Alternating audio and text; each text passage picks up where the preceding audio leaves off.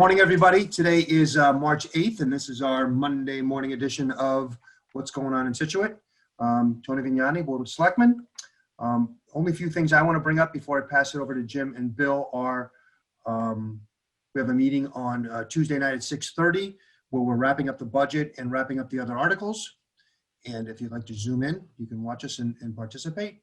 And then also the tentative or somewhat date that we're preparing for annual town meeting is on April 12th. So mark your calendars for that as well. That being said, I'm going to pass it over to Jim Boudreau, our town administrator, to give you his update. Thank you, Tony. Good morning. We're going to start off with more good news. Last week, we had the good news of the Johnson & Johnson vaccine being approved and starting to be shipped. This week, the good news that the governor has added teachers and school personnel to the list of people eligible to get vaccinated. Superintendent Burkhead and I are still working to see if the state will give us the vaccine to vaccinate our teachers ourselves. But it is good news that teachers have been put on the list and will be able to move up and get the vaccine. They can start signing up on the state's website for the mass vaccination clinics this Thursday. The other good news we got is we've received confirmation that we will receive our second dose of vaccine for those people we vaccinated at the Harbor Community Center.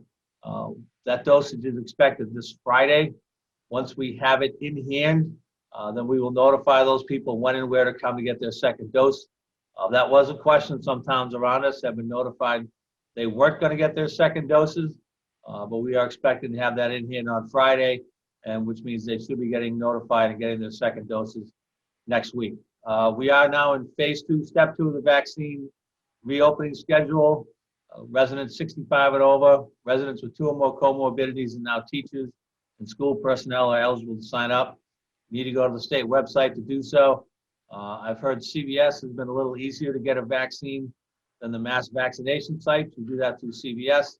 Again, the mass vaccination sites post their availability on Thursday for the following week. So this Thursday morning, they will post their vaccination appointments available for next week. Other vaccination sites, they post when they get vaccines, so keep going back several times a day and try to find one you can get a vaccine at. If you have a problem, the 211 line or the Council on Aging are available to help you get appointments. Since last Monday, we've had 30 new cases in town. That's up from the 22 of the previous week. We're kind of in that spot we were last fall where the numbers are fairly consistent. Though our positivity rating is down again, we were at 1.76, down from 2.19%. That's the third straight week that our positivity rating has gone down. That's a good thing. We hope that continues to go down. Statewide, the positivity rating was 1.66, down from 2.35 the previous week. Restaurants are now allowed to be open with no capacity limits. They can take as many people in the restaurant as they can while maintaining 6 feet of separation. No more than 6 at a table and 90-minute time limits at each table. They are allowed to have entertainment now, but that entertainment cannot sing. So there is no indoor singing allowed in restaurants, but they can have music playing, guitars, things like that. Theaters are also open, and the big news, I think, beyond that is if the numbers continue to go good, on March 22nd, we will go to phase 4, step 1, which will allow people back in the TD Garden and to start attending the Red Sox games when they come back this spring. As always with the Red Sox, hope springs eternal. We'll see what happens. But we need people to continue to wear their masks. We know people are getting vaccinated, but you still need to wear your mask. You still need to social distance and do all the things that people have been doing to drive down the vaccination, the rate of infection in Scituate in the state. And if we keep doing it, as more and more people get vaccinated, we'll be able to open more and more of the economy. And hopefully, we'll have a summer that will be the new normal, and people can get out and do what they want to do. Widows Walk Golf Course, speaking of summer, will be closing their winter activity schedule this Sunday evening. That means no more walking, no more dog walking on the course. We are scheduled right now to open on April 1st, weather dependent, and they will need a couple of weeks in between then to get the course ready for opening. So as of this Sunday, Widows Walk will be closed to the public, and we'll be getting ready to reopen for golf in the spring. If you get out of Cole Parkway, you'll see the marina project is moving along. Some of the docks are back in and the pilings are up. That's going to be a very good project. It's scheduled to be finished before the start of the boating season. That entire marina will be put on pilings, which makes it more stable, and we don't have to take it out every winter. That's paid for partly by the town and partly by a grant from the state. And again, it's kind of cool if you get a chance down there and watch them driving the pilings. It's kind of neat. But that will be done for the boating season. Cedar Point's moving along. The construction is very large equipment, taking up a lot of the space. We ask you to stay out of Cedar Point to the extent possible while the construction is going on. It's very congested out there, and they really don't need the extra worry of people walking and going out there just to sightsee. So unless you live at Cedar Point, we ask you to stay out of there during the construction times so we can get that project done. More good news, the senior center project is nearing completion. The staff moved in the end of last week, beginning of this week. So they are preparing the building to open, COVID dependent. We are scheduled to open that April 1st. And again, that'll be depending on what's happening with COVID and what those restrictions are. The Veteran Service Officer is also relocating to the Council on Aging. So if you need to see the Veteran Service Officer, just call, make an appointment. You can't get in to see him by appointment at this point. Late March, beginning of April, we'll see the landscaping done. Right now, it doesn't look that great because the grounds are a mess. But once the weather gets better, we'll do the landscaping and the outside will really start coming along. The building looks great. We can't wait to get people inside. And I think they'll be very happy with the way it's come out and the type of programming we'll be able to offer when it's up and running. Last two things, the water department is going to start flushing mains today.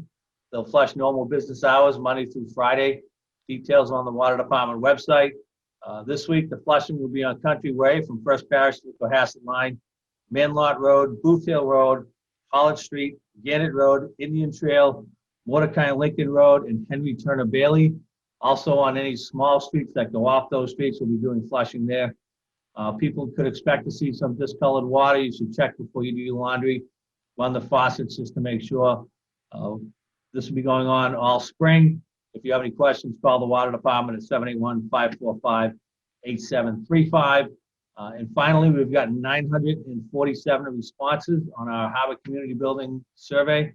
I'd like to get up that to 1,000 or over 1,000, so we're going to keep it open for a few more days.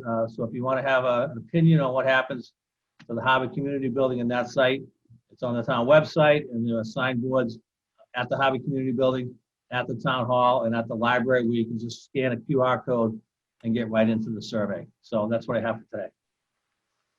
Great, thanks, Jim. Bill? Thank you, Mr. Vignani and Mr. Boudreau. Welcome. Good morning, everyone. Just a quick update on the schools. It was nice to hear the town numbers continue to go down 3 consecutive weeks. I think we're mirroring that in the schools. Our total number to date is 160 for the school year, which is relatively very good. There have been 8 cases in our school district this past week, and so that continues to trend in the right direction. So we're happy, similar to what the town numbers are. We're reflecting that in the schools as well, but still no evidence of any spread in school, which is really a good indicator. We've got a school committee meeting this evening at 6 p.m. There's a lot on the agenda. The school committee will be hearing a presentation by me summarizing our phase 2 of Safe and Strong Reopening Framework, which will have our grades K through 5 returning to full in-person learning on March 29th.